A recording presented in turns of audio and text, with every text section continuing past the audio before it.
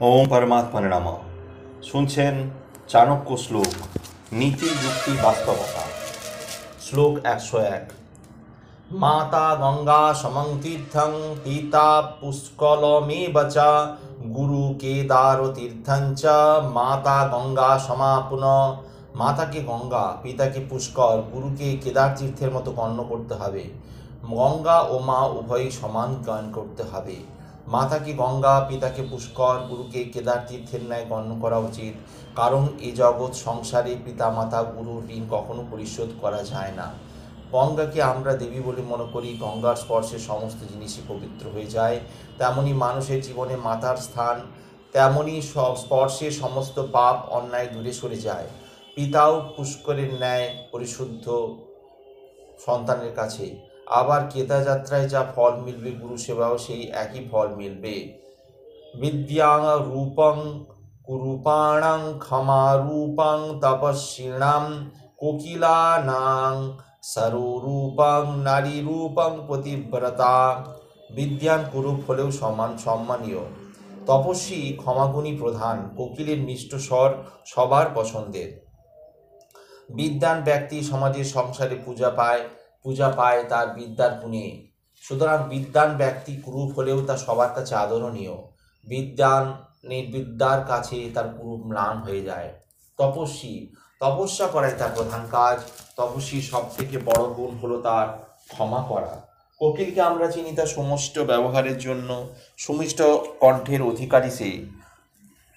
কোকিল তার কুৎসিত রূপের কথা আমরা বিস্মিত হয়ে যাই যখন তার কণ্ঠস্বর আমাদের কর্ণগোচর হয়। তেমনি সেই নারী শ্রেষ্ঠ নারী যিনি পতিব্রতা নারী কুৎসিত রূপেরই হোক না কেন, কোনো পতিব্রতা গুণের কাছে সেই রূপ তুচ্ছ হয়ে যায়।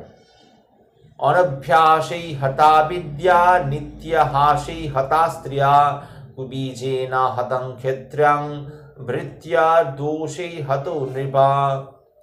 অনাভ্যাসে বিদ্যা নষ্ট হয়, সর্বদা চর্চায় রাখতে হবে। স্ত্রী জাতি লজ্জাশীল, লজ্জাই নারীর ভূষণ। ফলে স্ত্রী জাতির উচিত সর্বদা থাকা, সংযত আচরণ করা।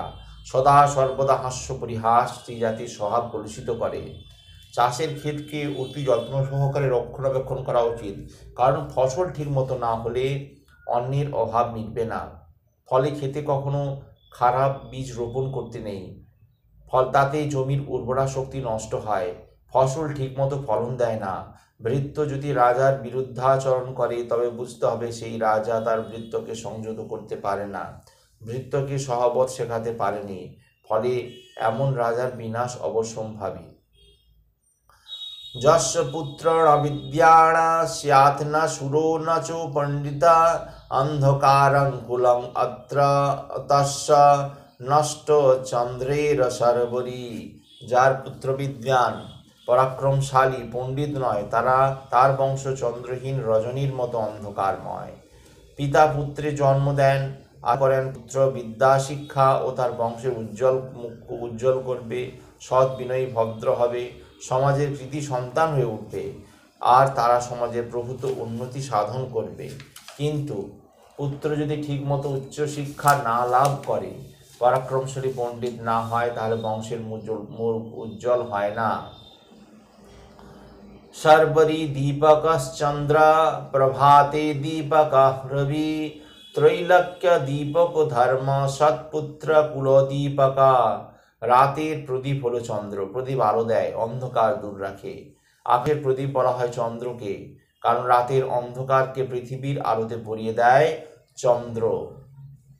দিনের আকাশে প্রদীপ হলো সূর্য। সূর্য না থাকলে পৃথিবী আঁধারে ডুবে থাকত। সূর্যই পৃথিবীতে দিনের আলো দেয়। স্বর্গ মর্ত্য পাতাল এই ত্রিলোকের প্রদীপ হলো ধর্ম। পৃথিবীর যে কোনো ধরনের বিপর্যয়ে প্রাণীকুল ধ্বংস হয়ে যেতে পারে, কিন্তু সেজন্য ধর্মের কোনো হেরফের হবে না। মানুষ স্বর্গ মর্ত্য পাতাল যেখানেই থাক না কেন, ধর্মই মানুষের সত্তাকে ঊর্ধ্বমুখী করে তোলে। তাই ধর্ম হলো আত্মার গুণ। বংশের প্রদীপ হলো সৎপুত্র। বংশে একজন সুসন্তান জন্ম নিলে তার সুকর্মের ফলে বংশের মান মর্যাদা বৃদ্ধি পায়। সুতরাং একজন সুপুত্র বংশের প্রদীপ স্বরূপ। रुच्यभ्यासौ यदि स्वात्यां प्रज्ञया किं प्रयोजनम् तो उभौ यदि न सत्यां प्रज्ञायां किं प्रभु प्रयोजनम्। শাস্ত্রে অভিরুচি ও অভ্যাস থাকলে প্রজ্ঞার কোনো প্রয়োজন নেই, কিন্তু সেই অভিরুচি বা অভ্যাস না থাকলে প্রজ্ঞাতে কোনো ফল দেয় না। অনেক ধরনের মানুষ দেখা যায় বহু শাস্ত্র অধ্যয়ন করে জ্ঞানী হয়েছেন, শাস্ত্রজ্ঞ হিসাবে পরিচিত পান, কিন্তু তারা যদি প্রকৃত শাস্ত্রজ্ঞ হন তাহলে শাস্ত্রে অভিরুচি থাকাই স্বাভাবিক। কিন্তু অনেকেই থাকেন শাস্ত্রজ্ঞ হয়েও শাস্ত্রে কোনো অভ্যাস গড়ে ওঠে না, অভ্যাস নষ্ট হয়। সেক্ষেত্রে তার যতই প্রজ্ঞা থেকে থাক কোনো কাজেই আসে না বা এতে কোনো ফল লাভ হয় না। কিন্তু এমন অনেকেই থাকেন যারা হয়তো শাস্ত্রজ্ঞ হিসেবে পরিচিত নন, কিন্তু শাস্ত্রের প্রতি অনুরাগ অত্যন্ত হয়ে থাকে। পুত্রাস্ত বিবিধৈ শাস্ত্রৈ নিযোজ্যা শতং বুধৈ নীতিজ্ঞা বুদ্ধি সম্পন্না ভবন্তি মূলু পূজিতা। সুধী ব্যক্তিগণ পুত্রদের বিভিন্ন শাস্ত্রে নিযুক্ত করেন, তবেই তাদের পুত্রগণ নীতিজ্ঞ বুদ্ধিমান পূজ্য হতে পারবে। গুণেষু ক্রিয়তাং যত্না কিমতো হন্যতঃ প্রয়োজনম বিক্রয়ন্তে ন ঘণ্টার্ভির্গার্ভ ক্ষীর বিবর্জিতা। সর্বপ্রকার গুণগ্রহণে যত্ন গ্রহণ করা উচিত। গুণ ব্যতীত অন্য সব নিষ্ফল। দুগ্ধবিহীন গাভীকে ঘণ্টা দ্বারা ভূষিত করলেও কেউ ক্রয় করে না। মানুষের সব গুণই থাকতে পারে না, সমস্ত গুণ অর্জন করা অত্যন্ত দুরূহ। যিনি তা পারবেন তিনি সমাজের অতি বৃহৎ ব্যক্তি, কিন্তু সবারই উচিত জীবনে অনেক বেশি গুণের সমাহার ঘটানো, কারণ গুণের দ্বারাই মানুষের অন্যের হৃদয়ে দীর্ঘকাল জীবিত থাকে। মনুষ্য জীবনে গুণ ছাড়া যেমন সব কিছু নিষ্প্রয়োজন, কোনো ব্যক্তির কোনো গুণ না থাকলে অর্থাৎ নির্গুণ ব্যক্তি সমাজে কোনো কাজে লাগে না। যেমন দুগ্ধবিহীন গাভীকে বিভিন্ন সাজে সজ্জিত করিয়েও বিক্রয় করা যায় না, তেমনি গুণহীন ব্যক্তিকেও সমাজের কোনো প্রয়োজনে লাগে না। নরস্যাভরণং রূপং রূপস্যাভরণং গুণ গুণস্যাভরণং জ্ঞানং জ্ঞানস্যাভরণং ক্ষমা। নরের রূপই হলো ভূষণ, আবার রূপের ভূষণ হলো গুণ। জ্ঞান জন্মালে সেই গুণ আরও শোভা পায়, আবার ক্ষমা গুণ থাকলে তা বিশেষভাবে শোভা পায়। মানুষের জীবনে রূপ অলঙ্কার স্বরূপ। কোনো রূপবান ব্যক্তি যদি যে কোনো কাজে গ্রহণযোগ্যতা অন্যদের তুলনায় বেশি, সেই রূপবান ব্যক্তি যদি গুণবান হয়ে থাকেন তাহলে তার গ্রহণযোগ্যতা আরও বেড়ে যায়। জ্ঞান জন্মালে সেই গুণ আরও বৃদ্ধি পায়।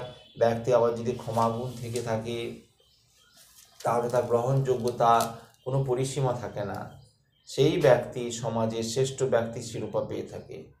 গুণং পৃচ্ছসি মা রূপং শীলং পৃচ্ছসি মা কুলম সিদ্ধিং পৃচ্ছসি ওয়া বিদ্যাং ভোগং পৃচ্ছসি মা ধনম। মানুষের গুণ জানার চেষ্টা করো, রূপ জানার প্রয়োজন নেই। স্বভাব জানার চেষ্টা করো, কুল জানার দরকার নেই। বিদ্যার ফল জানার চেষ্টা করো, বিদ্যার দরকার নেই। ধনীর ভোগাকাঙ্ক্ষা জানা উচিত, ধনীর প্রাচুর্য জানার দরকার নেই। রূপ মানুষের অলঙ্কার, যা প্রথমেই দৃষ্টি আকর্ষণ করে মানুষের, তবে মানুষের রূপ দেখার প্রয়োজন নেই, কারণ শুধুমাত্র রূপ ভালো কাজে লাগে না। দেখার প্রয়োজন হলো গুণের, যা চিরস্থায়ী। মানুষের কোথায় কোন কুলে জন্ম তা জানার দরকার নেই, যা জানার দরকার তা হলো ব্যক্তির স্বভাব। কোনো ব্যক্তির স্বভাব সুন্দর হলে যে কোনো কুলে জন্মানো তার সুন্দর স্বভাবের জন্য সে সবার আদর পায়। যখন ব্যক্তি কোনো কাজে যায় দেখা হয় তার বিদ্যা শিক্ষা, কর্মের ক্ষেত্রে তার বিদ্যার ফল, অর্থাৎ বিদ্যাকে কতটা কর্মমুখী করতে পারে সেটাই দেখা দরকার হয়ে পড়ে। কোনো ব্যক্তির কোষাগারে কত ধন সম্পদ আছে তা দেখার প্রয়োজন নেই, তা প্রয়োজন হলো ব্যক্তির ভোগ আকাঙ্ক্ষা, তার অর্জিত বা সঞ্চিত ধন কতটা ভোগের কাজে লাগে সেটা জানা জরুরি। অগুণস্য হতং রূপং অশীলস্য হতং কুলম অসিদ্ধ্যস্য হত বিদ্যা অভোগস্য হতম ধনম। গুণহীনের রূপ, অসচ্চরিত্রের কুল, সিদ্ধিহীনের বিদ্যা, ভোগহীনের ধন এসবই বিনষ্ট। কোনো গুণহীন ব্যক্তি অত্যাধিক রূপের অধিকারী হলে তার গুণের কোনো মূল্য থাকে না। মানুষে ও সমাজে ব্যক্তির গুণই প্রাধান্য পায়। একজন সৎ ব্যক্তি তার কুলের বা বংশের সম্মান বৃদ্ধি করে, কিন্তু একজন অসৎ চরিত্র ব্যক্তি বা তার বংশের বা কুলের কলঙ্ক, কারণ তার অসৎ চরিত্রতার দ্বারা বংশের সম্মান নষ্ট হয়। বিদ্যা লাভ করার জন্য দরকার হয় সাধনা। সাধনার দ্বারাই মানুষ সিদ্ধি লাভ করে।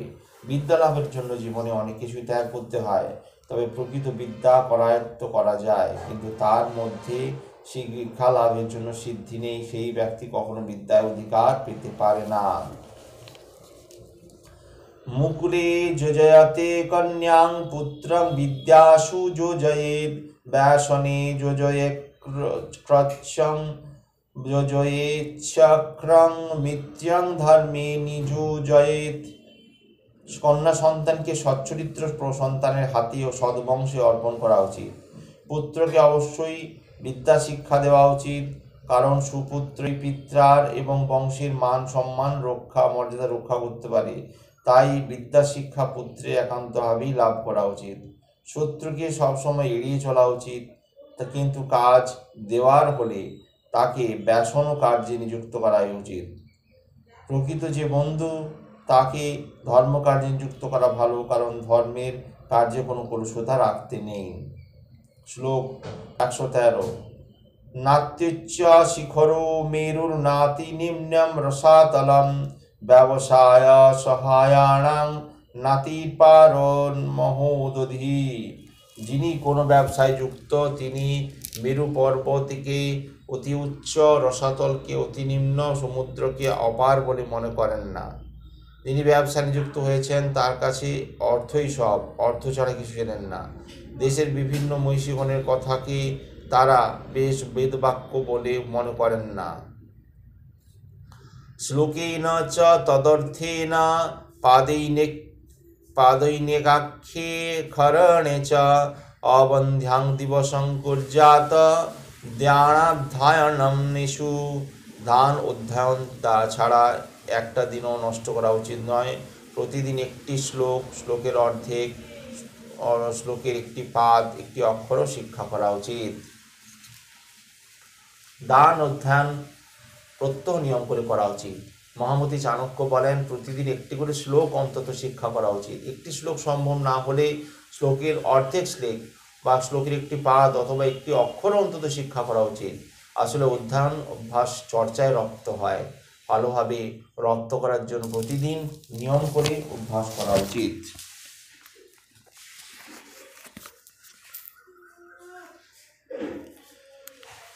যোজনানাং সহস্রাণি ভগ্নাযান্তি পিপীলিকা, অগচ্ছাণা বৈনিতেজপি পাদমেকং ন গচ্ছন্তি।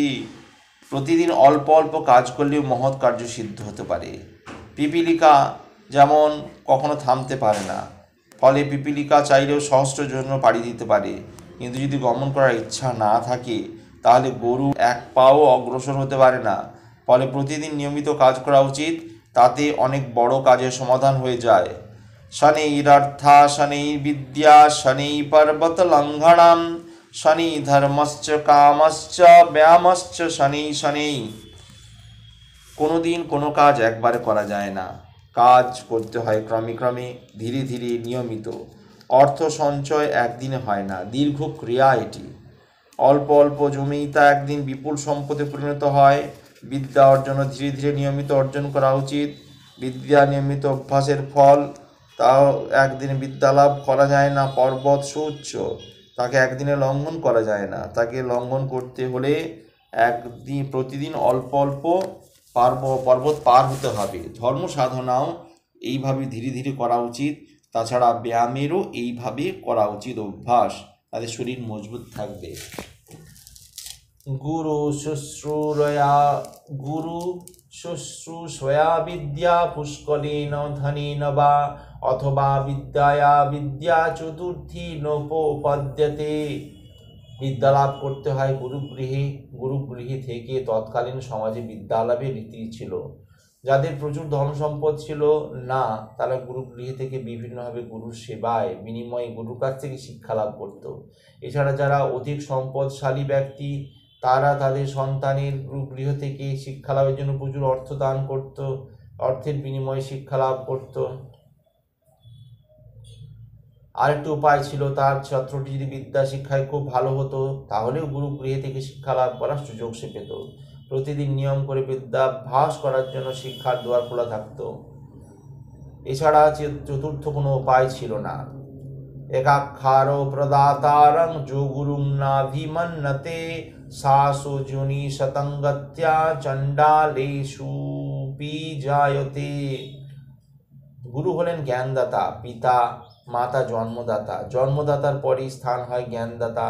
যদি জ্ঞান দান করে জীবনের পথে এগিয়ে যেতে সহযোগিতা করেন তাকে শ্রদ্ধাভাবে মান্য করা উচিত। যে গুরুকে মান্য করে না সে পাষণ্ডের সমান।